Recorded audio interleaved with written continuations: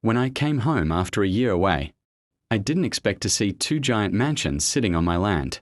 Turns out, the HOA built them without even asking me.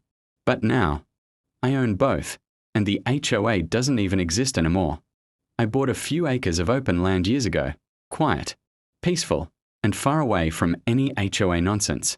Then, work sent me overseas for a year. When I came back, something felt off the moment I drove down the road. My old wooden gate was gone, replaced with a fancy brick entrance and a private community sign. When I stepped onto the property, my jaw dropped. There were two massive mansions sitting right where my pasture used to be. Brand new, perfectly landscaped. And even worse, they were already listed for sale online. At first, I thought maybe I made a mistake, that maybe I turned down the wrong road. But then I spotted my old oak tree and the faded red barn behind the new houses. It was definitely my land.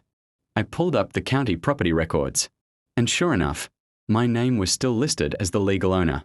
Somehow, while I was gone, a local HOA had expanded their neighborhood boundary and decided my land was theirs.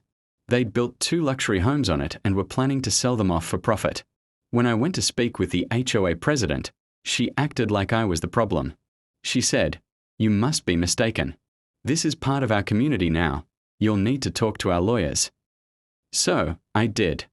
I hired a property attorney who reviewed the surveys, the deeds, and the construction permits. Every single document pointed to one conclusion. They had built those homes illegally, on land that was still 100% mine. We immediately filed a lawsuit for trespassing, illegal construction, and damages. The HOA board tried to fight it, but they had no legal ground to stand on. After months of court battles, the verdict came in my favor. The HOA was forced to hand over full ownership of both mansions since they were built on my property. The builder went bankrupt, the HOA dissolved, and the so-called community lost its authority entirely.